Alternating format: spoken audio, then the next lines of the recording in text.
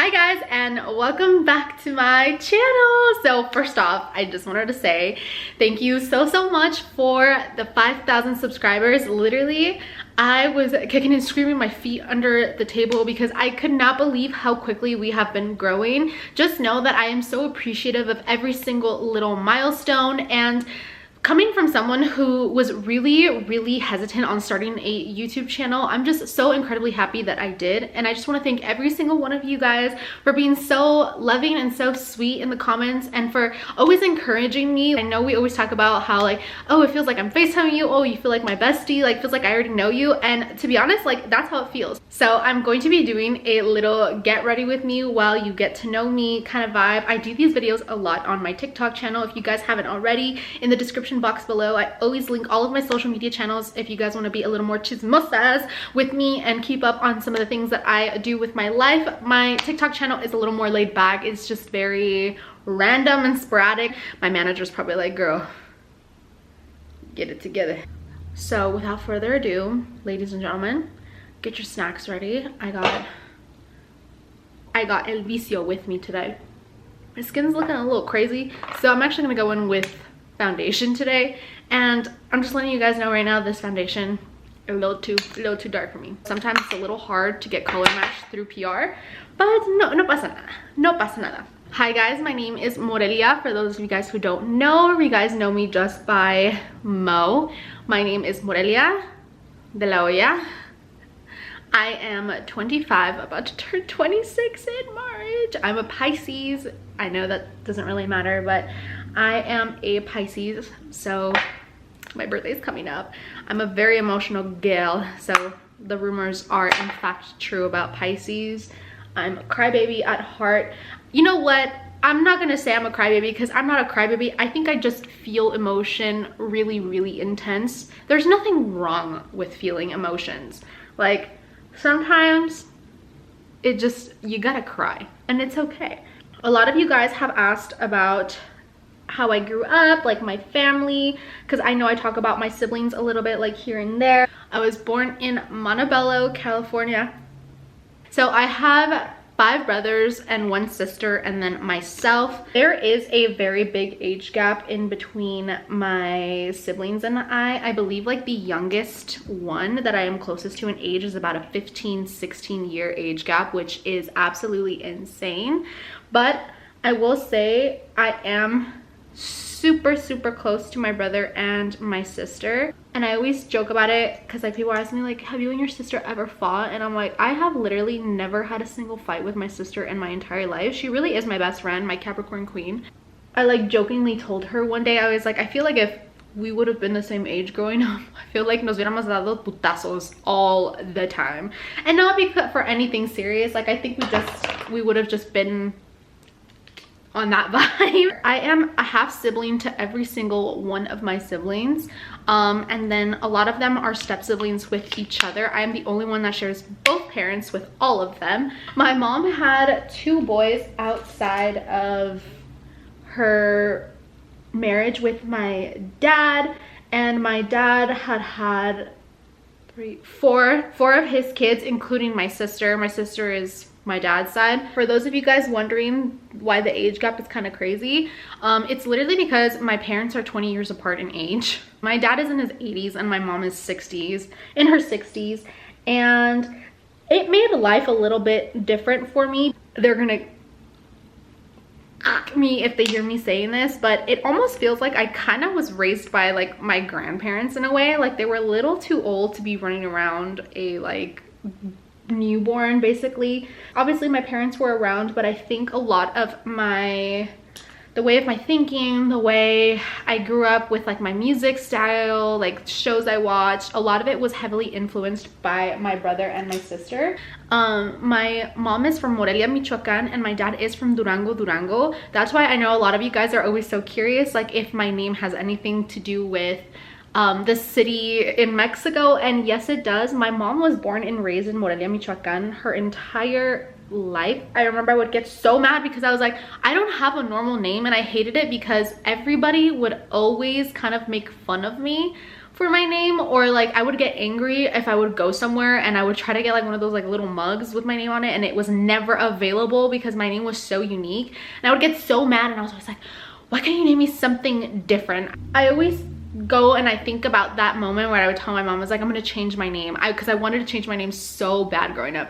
And now that I look back at it, I'm like, I'm so glad that I never actually did it, because I think my name is so unique and it's so beautiful, and I think it's such a great conversation starter, and it takes me back to like my roots. So I grew up in a Spanish speaking household. My dad speaks English, but it's a little choppy sometimes, and there's like a very, very thick accent involved. But for the majority, growing up my whole life, I grew up only speaking Spanish in my house.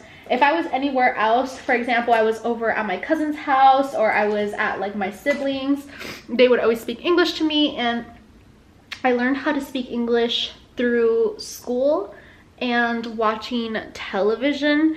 But anytime that I'm at my mom's house, like I only speak Spanish to her, and I'm actually really, really proud that she forced me to speak Spanish, aunque a veces, sometimes I would get very, very embarrassed about speaking Spanish. I obviously, with the language barrier, my mom needed a lot of help with translating when she was out shopping or just like doing grown-up stuff. And as any Mexican child knows, the worst thing in the world is like when you're out with your parents who don't speak any English, and you can just feel certain people staring at you and being so judgmental. And like, I swear to you, I was a translator.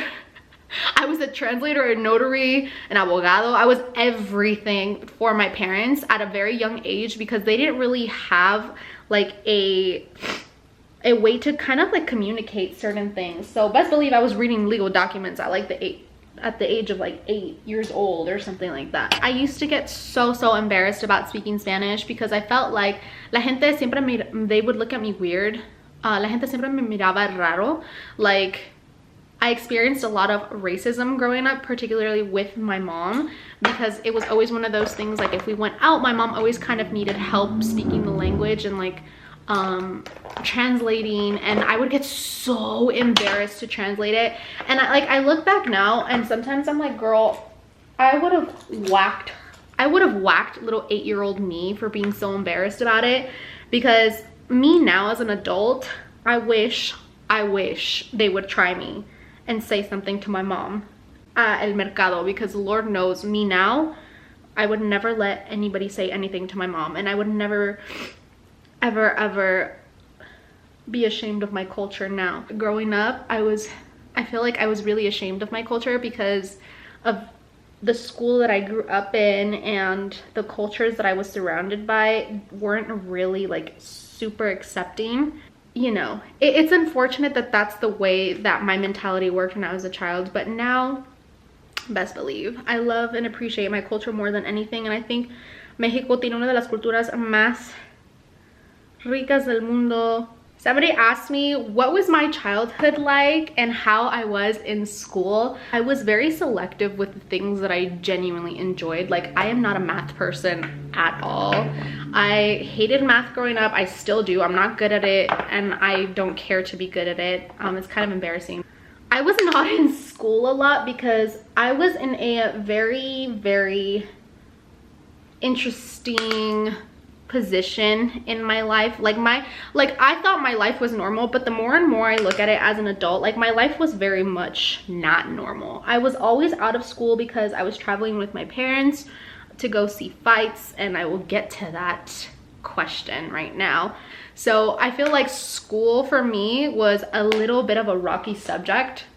Is a little bit of a rocky subject for me because I feel like I could have been more applied as a student, because I feel like I am a smart girl. I'm a really smart girl, but that's the story on that.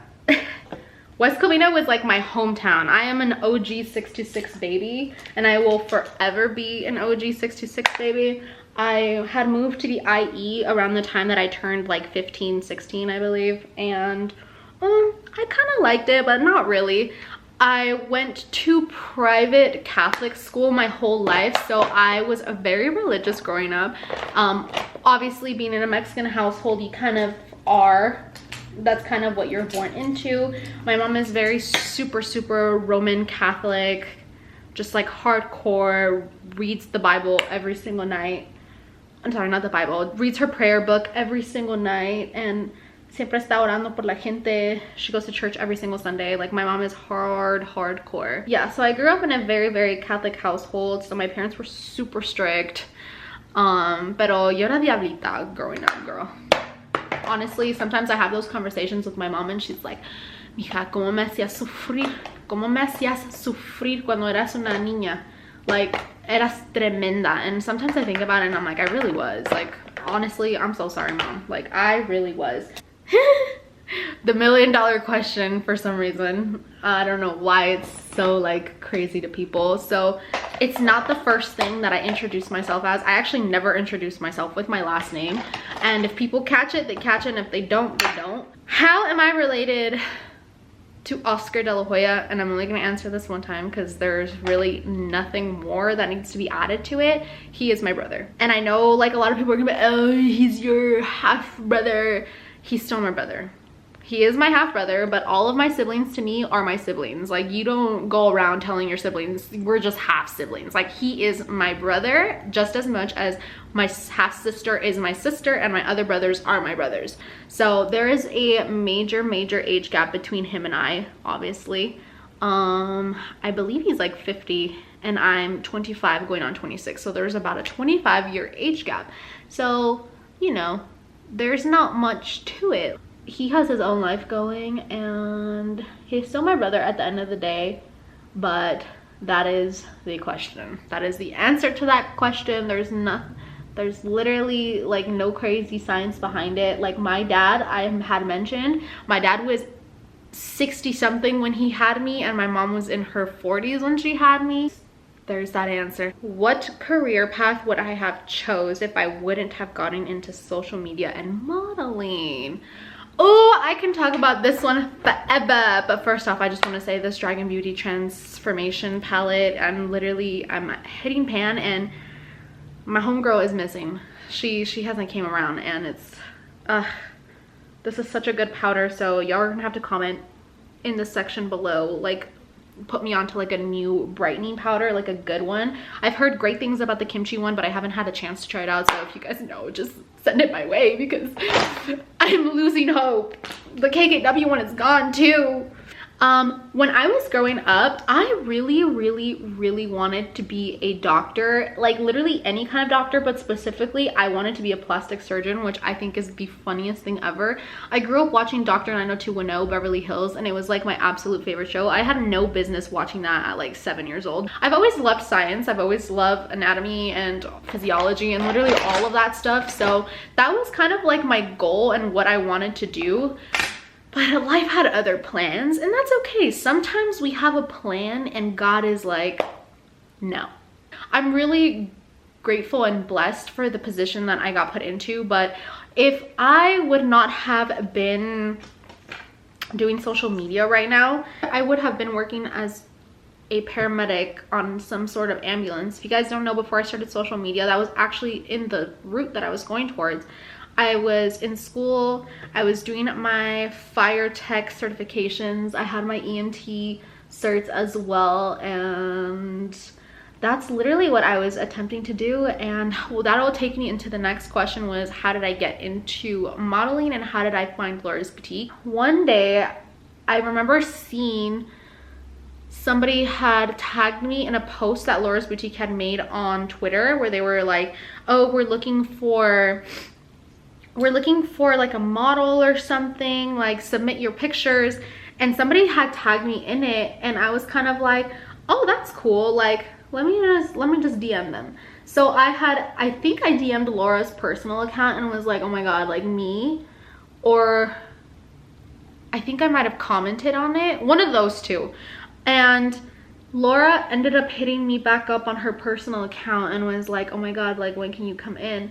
And I literally had no experience in modeling. I had no idea what I was doing, but something about me is I am confident and ballsy to the core.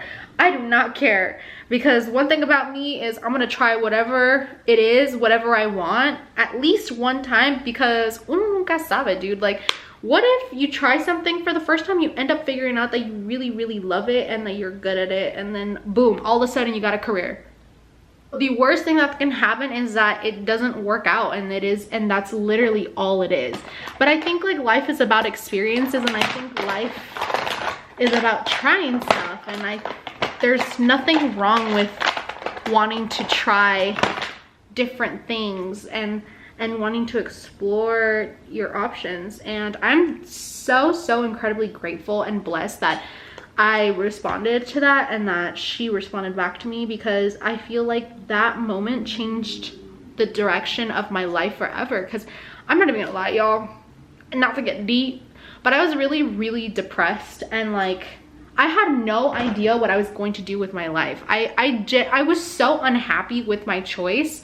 Not that it was a terrible choice of what I wanted to do, but I felt like I wanted more out of life. I just full sent it, and I'm so glad that I did, because I think about it now and I'm like, look where I'm at. I would have never expected my life to be anywhere where it's at now, like the experiences that I've had. So if there's something that I could give you guys advice about, it's literally, don't be scared. Do not be scared to try things out, because you never know what might happen. You never know. You never know. I don't know what other questions to answer. I grew up doing a lot of sports, and I think it was always because like I just always wanted to try new stuff. I was good at some stuff and I was not that good at other stuff, but I always just really liked being active, and it kind of made me realize like maybe I should probably keep doing this for the rest of my life, because it makes me happy and it makes me not sad. I'm meant to be athletic. Something about me tells me that I'm athletic, but sometimes, girl, I look like a little pendeja when I'm doing stuff. Like, I give myself the ick watching myself do certain things, and I'm like, girl, maybe don't do sports. I have something to say. I got something to say. So I'm gonna tell you guys a couple of things that I have learned throughout my life. I am in the phase of closing the chapter in my life of being in my early 20s. Don't be mad at me. I went and I finished my makeup off camera, but I wanted to end off this video with a little something different. My birthday's coming up, and I've been doing a lot of thinking. So I wanted to share with you guys my list of things that I've learned in my early 20s. I hope could serve as some sort of guide for my girlies that are younger, heading into their 20s, or maybe just some advice for girlies just in general. There are so many times where I wish I genuinely would have took my sister or my brother or my mom or my dad's advice when it came to certain situations, because then again, you have to realize they've probably been through a lot and probably similar experiences, and honestly, it would have saved me so much trauma if I would have just listened to them for once.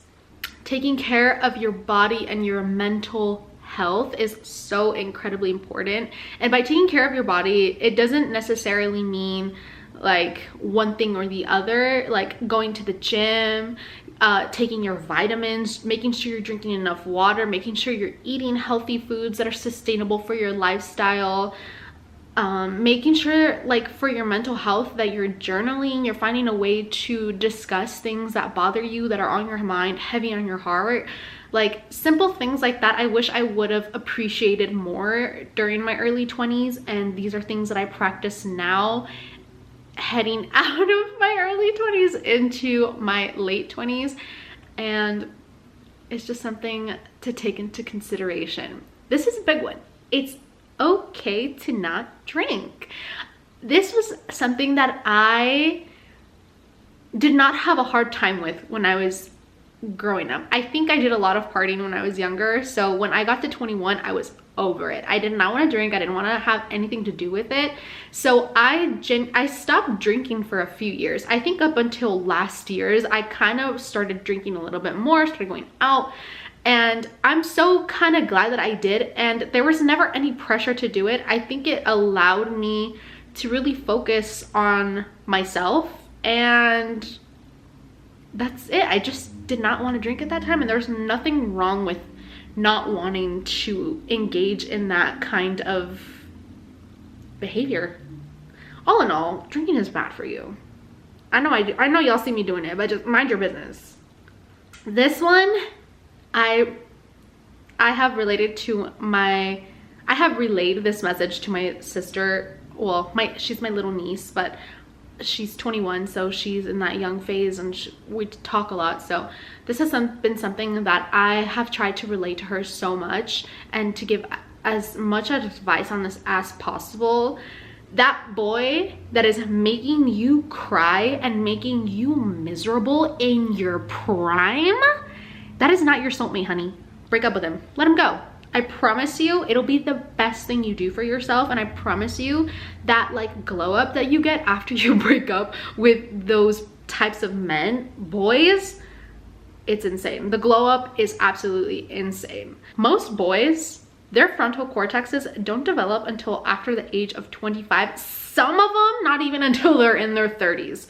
So when I tell you,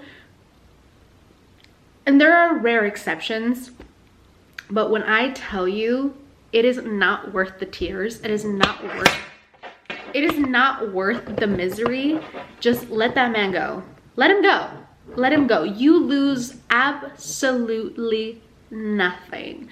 And like, why are you sad and miserable in your 20s when you should be out living your best life, traveling, exploring, do whatever you want? Like, this is the hottest and the youngest that you will ever be. Why are you in your room crying over a boy who probably can't even lift more weights than you can?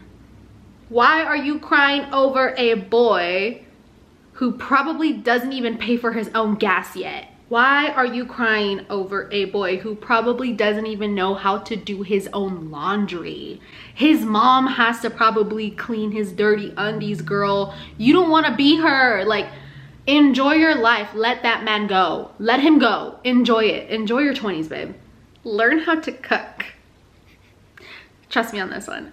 I was so stubborn about not wanting to learn how to cook, and now that I'm at this age, I'm like, I wish I would have learned. Obviously, it's never too late. You could always learn. And I'm not talking about like Chef Gordon Ramsay it up, and like, I don't expect it to be like Iron Chef vibes. Just learn how to make 1 to 2 dishes really well, so that you at least know you're not starving in your little apartment eating ramen every day.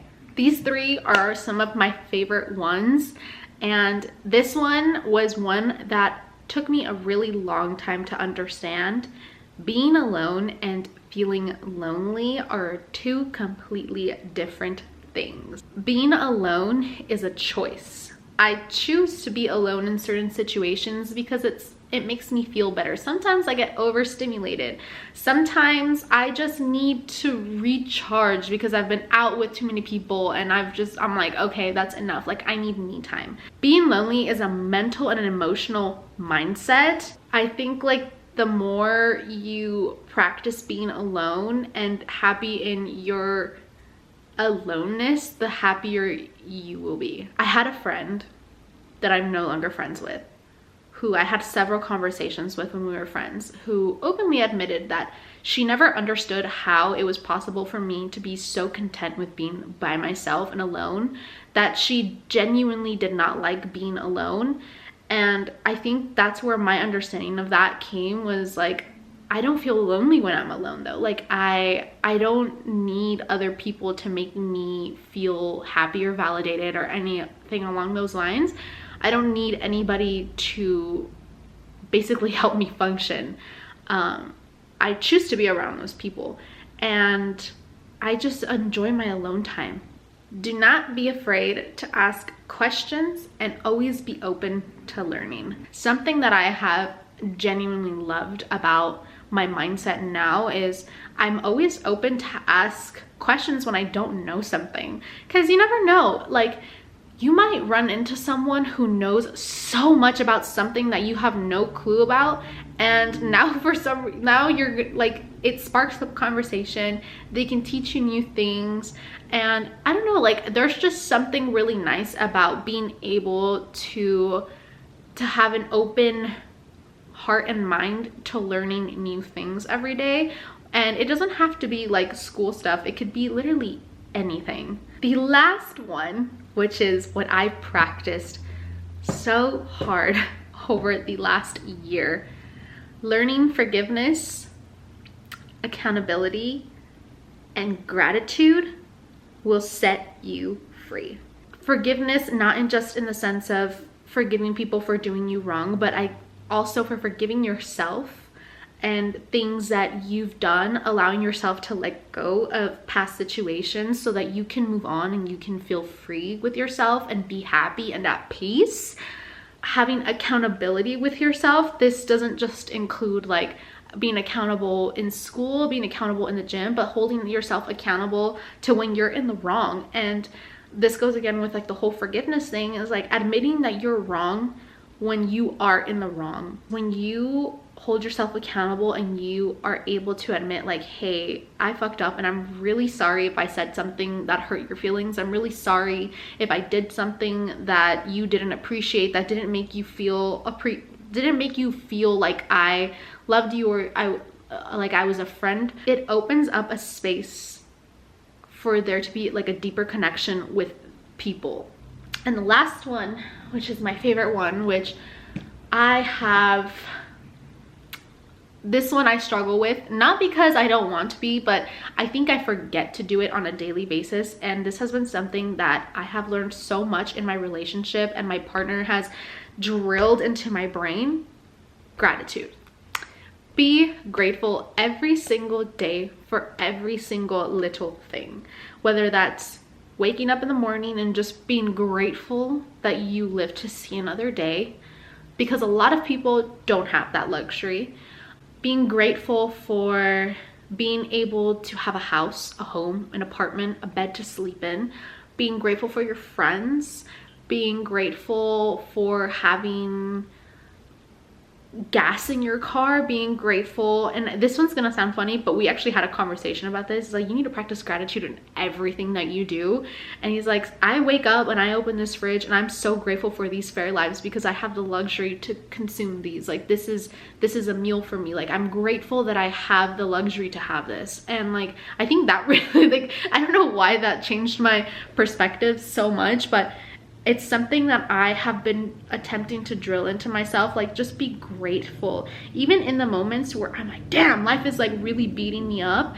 And I have really changed my mindset of like, oh, my life sucks, my life is crap because one bad thing happens. It's like, no, my life isn't bad, my life does not suck, but there are bad moments in my day, but I'm not going to allow them to ruin the rest of my day. There's just so much more to be grateful for, and I hope you guys enjoyed this video. Back onto the whole gratefulness thing, I'm so grateful to be on this platform, and I'm so grateful for every single one of you guys, and I'm so endlessly grateful for your love and support every single day. I just wanted to say thank you guys so much for existing and being there and being my friends, my online besties, and I love you guys with all my heart. And I hope some of those questions kind of answered whatever curiosity you had about me, and I can't wait to share more of my life with you guys, and I'll see you guys on my next video. I love you all so much. Do not forget to like and subscribe, and I'll see you guys on my next one. Bye guys.